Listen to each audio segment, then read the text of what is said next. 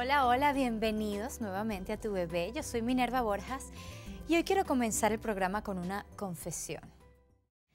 Me ha costado muchísimo ponerle límites a mi hijo. A veces me siento que tenemos la misma edad. Me pongo a jugar con él, lo consiento muchísimo y ahorita he empezado a ver que alrededor de los 2 años y medio he visto algunas consecuencias que no me gustan. Entonces, hoy vamos a tener un programa especialmente sobre los límites, en unas situaciones específicas que vamos a estar hablando más adelante, así que quédate allí.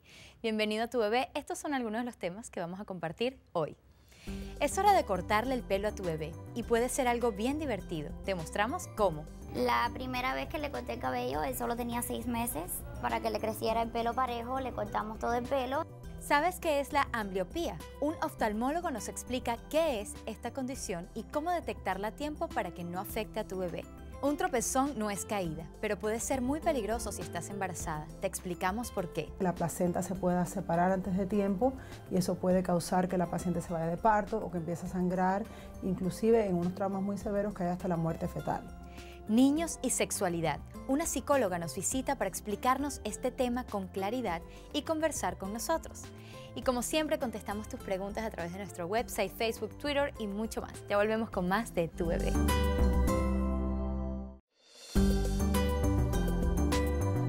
Bueno, y ya estamos de regreso aquí en Tu Bebé. Hoy vamos a tener un programa muy interesante. Vamos a tener un tema un poquito controversial, que no lo debe ser, que es la sexualidad en nuestro bebé, la sexualidad infantil. ¿Y qué labor tenemos nosotros en todo esto? Y quiero comenzar el programa con un tema muy lindo, la primera visita al peluquero, que puede ser una experiencia muy excitante, tanto para ti como para tu hijo. La idea de tener que quedarse una media hora quieto, sentado en una silla, con una toalla sobre los hombros, un señor o una señora con unas tijeras filosas intentando cortar su cabello, no debe ser algo muy divertido para un niño. Intenta verlo desde esa manera y podrás entenderlo si tu hijo llora o quiere salir corriendo del lugar la primera vez. Por suerte, los peluqueros que hacen esto habitualmente tienen experiencia con los niños y crearán una atmósfera divertida para que tu pequeño no sienta miedo. El primer corte de pelo se realiza alrededor del año, cuando ya ha crecido un poquito más su cabello definitivo. Tampoco pretendas un corte, un look especial, porque no hay mucho tiempo ni mucho que cortar. Pero la idea es que tú y tu bebé pasen un buen rato y recorran juntos el camino del crecimiento. Visitamos una peluquería para niños y este fue el resultado. Ahí les va.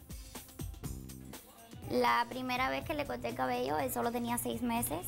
Me lo recomendaron. Se estaba quedando sin pelo, entonces para que le creciera el pelo parejo, le cortamos todo el pelo y entonces ya le creció un pelo, le creció nuevo y mucho más saludable. Para primera vez de corte de pelo, hacerlo lo antes posible porque se supone que el pelo con que nacen es un pelo de bebé de panza, entonces eso se va cayendo y aparece después el pelo nuevo. Su primer corte, yo había visto a algunos niños que se hacían ese pelado y entonces siempre me gustó y le pregunté a la peluquera que si le iba a quedar bien a él y entonces ella me recomendó que sí, que ese le iba a quedar bien y entonces lo probamos y ya después de la primera vez siempre le he hecho ese corte. Lo que hacemos es que jugamos con él, le enseñamos más o menos que le vamos a estar, ¿sabe? Le van a tocar el área del pelo. Cuando el bebé se resiste a cortarse porque es bebé, no sabe qué le pasa, bueno, una de las cosas es que está la música, el lollipop, está sentado en el carrito, se le dan premios, aparte el staff está preparado para que el chico esté tranquilo, que eso es importante. Y en el supuesto caso que se resista, porque por ahí tiene sensibilidad en la cabecita o está asustado, recomendamos que se sientan en una silla con la mamá, upa de mamá, es como que se sienten más protegidos. Cuando es el primer corte, se guarda el pelito en una bolsita, se hace el certificado de corte y generalmente lo que se regala son fotos que se mandan por email, en donde son entre 5 y 15 fotos, donde es desde que empezamos, viene a ser el antes y el después y el durante, cosa de que una vez que lo reciban por internet, después lo puedan disfrutar con la familia y eso queda de recuerdo para toda la vida. Gracias.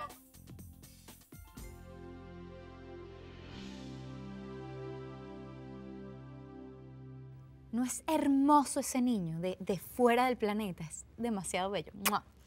Consejitos si estás planeando una visita a la peluquería. Primero, coordina el turno de la peluquería con el horario de descanso y de comida de tu bebé. Un niño que tiene hambre, sueño, no disfruta de ninguna actividad y menos de algo nuevo y diferente. Y trata de llevarlo antes al lugar para que se vaya familiarizando. Y llévale su juguete preferido, recuérdalo. Cambiando un poco el tema, aunque seguimos hablando de bebés, que es lo que más nos gusta, algo de lo que debes estar bien alerta es de los ojitos de tu bebé. Muchas de las enfermedades visuales se desarrollan antes de los 18 meses, así que si ves que tu hijo tiene los ojos enrojecidos o se los frota con las manitos, no cuando tiene sueño, por supuesto, que eso es algo bien común, o no sigue los objetos alrededor de los 3 meses o le molesta mucho la luz, consulta con tu médico. Hoy vamos a hablar de la ambliopía, conocida como la enfermedad del ojo flojo. El doctor Tirso Lara nos explicó todo con detalle. Ahí está. La ambliopía es la falta del desarrollo del cerebro para poder interpretar las imágenes que vienen del mundo exterior en el ojo. Aunque el ojo esté completamente desarrollado y la vía y la conexión del ojo al cerebro esté completamente desarrollado, es posible que el cerebro no pueda detectar esas imágenes. Es un problema muy importante porque es muy fácil de corregir si se detecta a tiempo. Las causas de la ambliopía pueden ser muchas. Puede ser tan sencillo como que los ojos no estén alineados, un ojo puede estar se moviendo hacia adentro o hacia afuera. Esa es una muy común, pero también problemas tan sencillos como el no tener unos lentes pueden causar ambliopía. Hay veces en que un ojo tiene mucho más potencia que el otro, tiene más gradación, entonces esa diferencia puede hacer que el cerebro de un bebé automáticamente cierre la imagen de un ojo y solamente se concentre en un ojo y entonces toda la capacidad de interpretar imágenes va de ese ojo y el otro no se desarrolla. Si se detecta a tiempo el problema, si el padre de familia ve que hay algo raro en su hijo, lo puede llevar al pediatra, pues lo pueden referir al oftalmólogo pediatra y él puede revisar muy bien y pueden ser cosas que se pueden corregir muy fácilmente hasta con unos lentes y puede cambiar completamente la visión de un niño y por lo tanto la capacidad de aprendizaje y bueno, todo su futuro desarrollo intelectual. Lo más importante es restablecer la imagen en el ojo y estimular ese ojo con esa imagen. Puede ser algo tan sencillo como darle un par de lentes al niño de su prescripción. Eso es algo que puede ayudar en muchos casos. Hay también otras situaciones en las cuales se necesita tratar de engañar al ojo bueno para que tenga menos imagen y que el otro ojo tenga otra estimulación, ya sea con lentes. También a veces hay que ponerle unas gotas que hagan al ojo bueno borrarse un poquito para estimular al otro ojo. Pero todas las medidas están basadas en estimular al ojo débil a captar las imágenes mejor para que todas las conexiones se hagan al cerebro. Pero es bien importante detectarlo temprano porque cambia la vida de un niño. Muchísimas gracias, doctor Lara, por esta valiosa información. Después de la pausa, si estás embarazada, no te puedes perder una entrevista que realizamos sobre las caídas en el embarazo. Y más adelante hablaremos sobre niños y sexualidad. Una psicóloga nos explicará todo con detalle. Además, contestaremos tus emails y mensajes, así que no te vayas, que ya volvemos con más de Tu Bebé.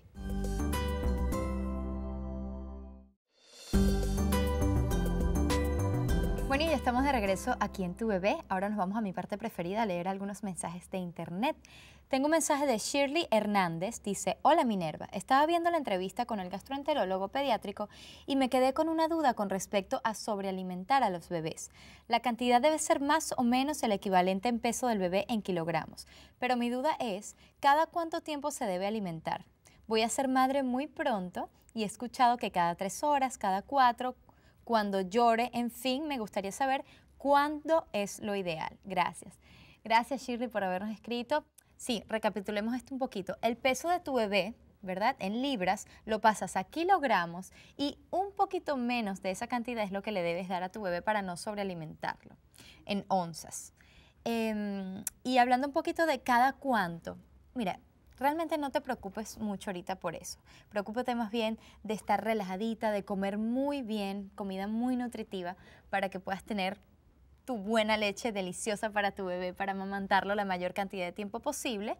y va a ser on demand. Generalmente los primeros meses de tu bebé, él va a llorar y tú le vas a dar su alimento. También es importante que consultes con el doctor porque de acuerdo al peso que haya ganado o perdido durante ese primer mes, pues te va a mandar a darle un poquito más de leche o de repente un poquito más constante. Así que bueno, recuerda que todos los datos de nuestros especialistas los vas a poder encontrar en nuestra página de internet y la forma de comunicarte con nosotros es esta, aquí está. Conéctate con nosotros las 24 horas. Simplemente entra a www.bmtv.com/tubebé y encontrarás toda la información sobre el show, datos de nuestros especialistas, consejos y sitios recomendados para ti. Si quieres sumarte a nuestro grupo en Facebook, búscanos por BMTubebé. En Twitter, BMTubebé. Solo un clic y directo a la información. Tu bebé y BM. Contigo las 24 horas. Bueno, sí que ya sabes cómo escribirnos, nos encanta recibir tus mensajes, además que la idea es que seamos una comunidad para que nos sigamos ayudando. A medida que tu panza va creciendo, tu centro de gravedad se va modificando y te sentirás más vulnerable a las caídas. Al crecer la pancita hacia adelante para equilibrar el peso, te echas hacia atrás y todo eso hace que tú te sientas desubicada y estés como en otro lado, estés más propensa a caerte. Para que no te sientas mal, déjame decirte que casi todas las mujeres embarazadas hemos tenido alguna caída. Lo bueno es que el bebé está protegido por el líquido amniótico, pero de todas maneras es bueno saber cómo debemos actuar y qué ocurre si nos caemos. Por eso hablamos con la doctora Dive Martin, quien nos dijo lo siguiente. Ahí les va. Lo más importante si una mujer embarazada se cae es no perder la calma. Debe informarle a su médico inmediatamente de una caída. Por muy sencilla que parezca, es importante que su médico lo sepa o si no tiene un médico designado que vaya a un consultorio o una clínica o un hospital donde la puedan evaluar. La mayoría de los traumas no van a tener mayores consecuencias, pero hay que asegurarse que alguien que conozca la fisiología, lo que ocurre en el embarazo, la pueda evaluar. Los riesgos que pueden ocurrir, ya sea un bebé o una mamá, son diferentes. Por ejemplo, la mamá, el riesgo es un riesgo de una fractura o un trauma, lo que llamamos un trauma cerrado, de un golpe, por ejemplo, cuando uno se da un golpe en un brazo o en el abdomen, que pueden salir morados, puede dar dolor. Un bebé es un poco diferente, tiene que ser un trauma bastante significativo para que ocurra daño, pero obviamente nos preocupamos que la placenta se pueda separar antes de tiempo y eso puede causar que la paciente se vaya de parto o que empiece a sangrar, inclusive en un trauma muy severo o una caída muy severa, pues puede ocurrir sangrado significativo que pueda llegar a causar que la paciente dé a luz antes de tiempo o inclusive en unos casos muy raros, muy poco probables y unos traumas muy severos que haya hasta la muerte fetal. Otro problema, aparte de la separación temprana de la placenta, es que puede haber ruptura de membranas o lo que llamamos que se rompa la fuente. La fuente protege al bebé de accidentes y protege al bebé de infección. Si es un trauma leve, como por ejemplo se resbaló, pues entonces eso generalmente no tiene mayores implicaciones, aunque siempre se debe de evaluar. Pero un trauma grande puede causar que por el impacto la paciente empiece a tener contracciones y entonces al tener contracciones puede llevarse a un parto prematuro que pueda tener implicaciones muy severas. Recomendaciones importantes a las mamás embarazadas en términos de caídas y golpes. Primero, hay que aprender a acostumbrarse al cuerpo de uno cuando está cambiando y uno está embarazado. Temprano en el embarazo uno se cree que lo puede hacer todo porque uno no nota cambio significativo e inclusive nosotros recomendamos que si la paciente hace ejercicio o tiene actividad física regular antes del embarazo, lo continúe. Mientras el cuerpo va cambiando, es importante que aprendan esos cambios. La lordosis, que es la curvatura de la espina, cambia, se forma más pronunciada, entonces hay que aprender a caminar dándole más fuerza a la espalda baja, entonces el mantener el balance. Gracias, doctora Martin, por todas las recomendaciones. Algunas precauciones entonces si estás embarazada. Evita las escaleras y si no, súbelas con cuidado. Evita los tacos altos, trata de no estar en lugares con mucha gente donde pueden haber golpes, empujones o caídas. Ten mucho cuidado al salir de la... Estoy que me caigo. Ten mucho cuidado al salir de la ducha. El piso puede estar resbaloso, a mí me pasó. No andes muy apurada, eso favorece los tropiezos. Y por último, utiliza siempre el cinturón de seguridad. No tiene que ver con las caídas, pero no está de más que te lo recuerde. Luego de la pausa vamos a hablar sobre los niños y la sexualidad. El tema suena fuerte, pero no lo es. Una psicóloga estará aquí con nosotros para contestar todas las preguntas. Ya volvemos con más de Tu Bebé.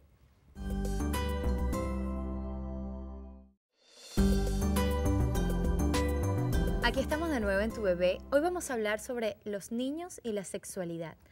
La sexualidad es una función natural en el ser humano, como cualquier otra, como comer, dormir, caminar.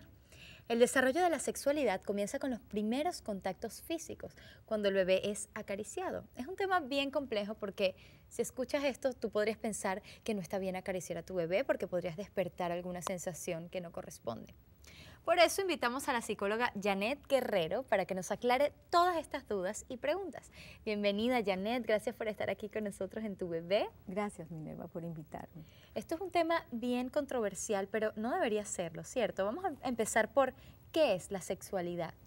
Bueno, este tema es un tema muy polémico, es un tema interesante y profundo, pero bastante complejo. Y como tú dices, asusta mucho a los padres, sobre todo a los padres de hijos primerijos, ¿no? Como de qué es esto de la sexualidad, cómo acercarme a ella de una manera adecuada.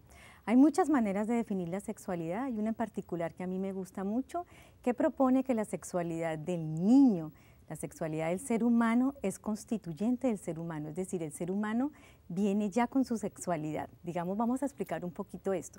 La sexualidad infantil es el resultado del conflicto que surge entre los instintos naturales con los que el niño ya nace, es decir, los deseos del cuerpo, los deseos de ser alimentado, de ser escuchado, de ser acariciado, de ser tocado, de ser consentido por sus padres o por las personas que lo cuidan.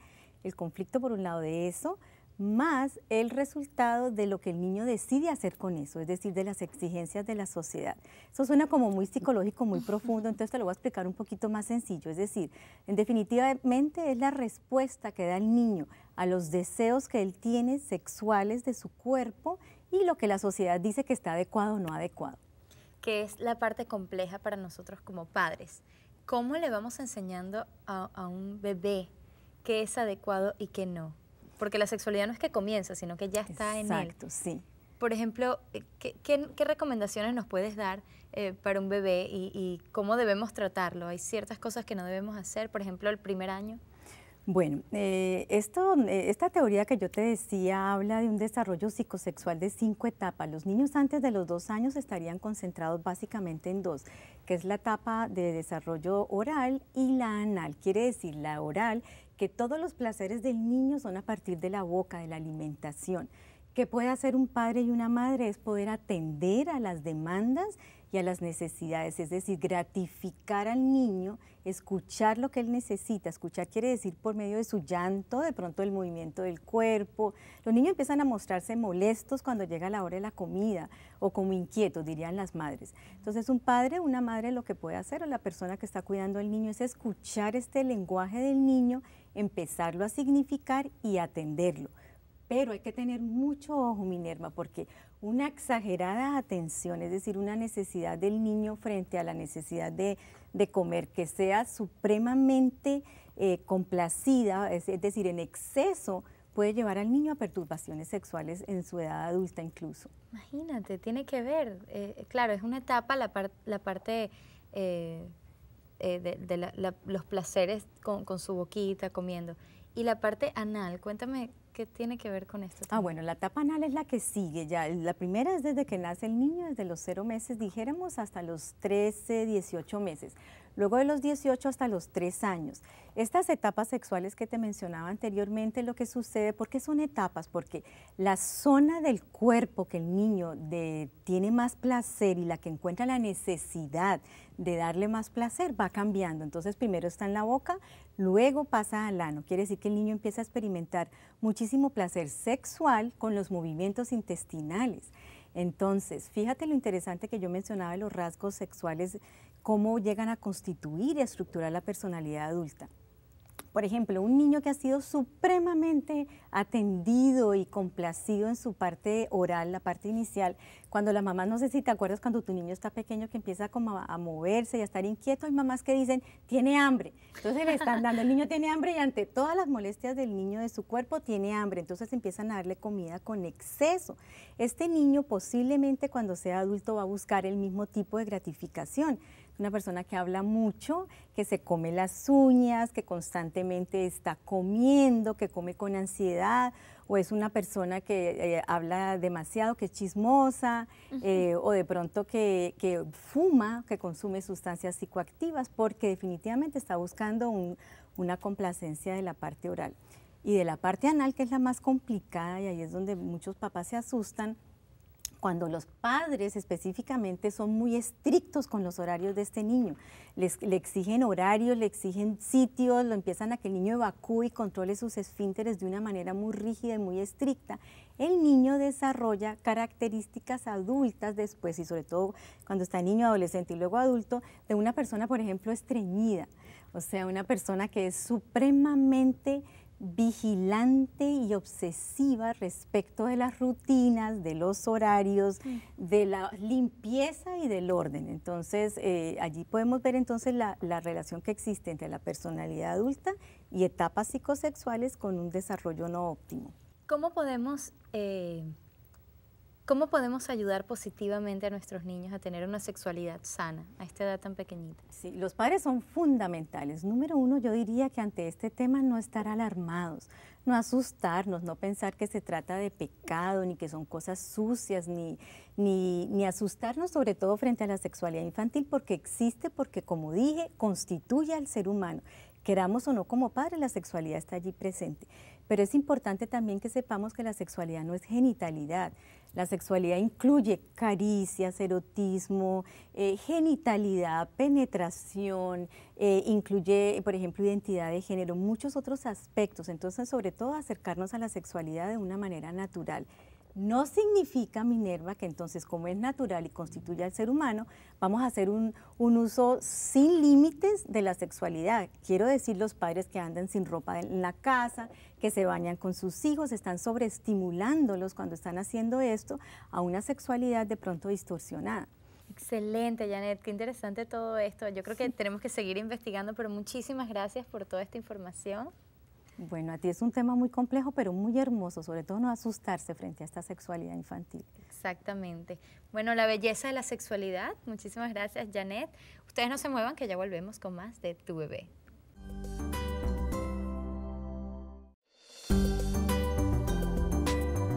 Ya estamos de regreso aquí en Tu Bebé, y ¿qué aprendimos hoy?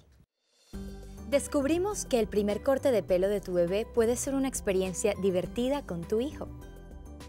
Aprendimos qué es la ambliopía, más conocida como ojo flojo, y que un buen tratamiento a tiempo puede corregir el problema.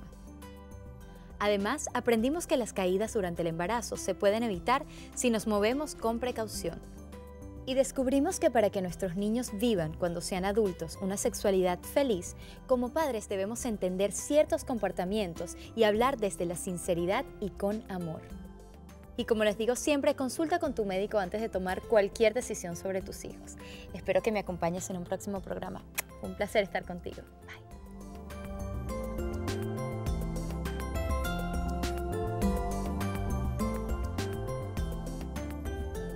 No dejes de escribirnos a través de Facebook, Twitter y nuestra página de vmtv.com. Si te perdiste alguno de nuestros programas, ahí están. Ahí lo puedes ver a través de nuestro website.